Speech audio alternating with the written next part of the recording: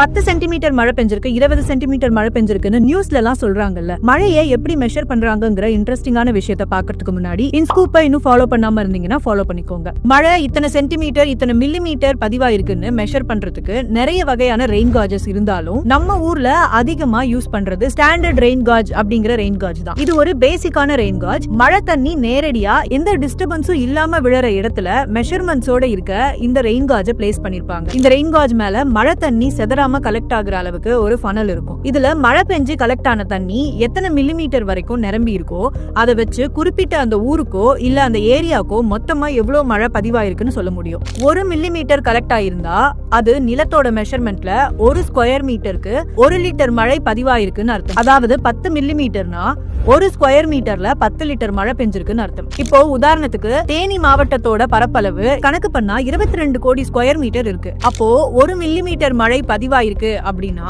22 கோடி லிட்டர் மழை தேனியில பதிவாயிருக்குன்னு சொல்லலாம். இது எப்படி சென்டிமீட்டர்ல சொல்றாங்கன்னா ரெயின் காஜ்ல கலெக்ட் ஆன தண்ணி 10 மில்லிமீட்டர் தாண்டினா சென்டிமீட்டர்ல சொல்லுவாங்க. முக்கியமா இந்த அளவு 24 மணி நேரத்துக்கு தான் சொல்ல முடியும். அடுத்த 24 மணி நேரத்துக்கு திரும்பவும் குடுவைய காலியாக்கி முதல்ல இருந்து கலெக்ட் ஆன தண்ணியை தான் சொல்லுவாங்க. செமல்ல இந்த இன்ஃபர்மேஷன் நீங்க இப்பதான் தெரிஞ்சுக்கிறீங்க அப்படின்னா லைக் பண்ணிட்டு கமெண்ட்ல மறக்காம தம்ஸ் அப் கொடுத்துருங்க.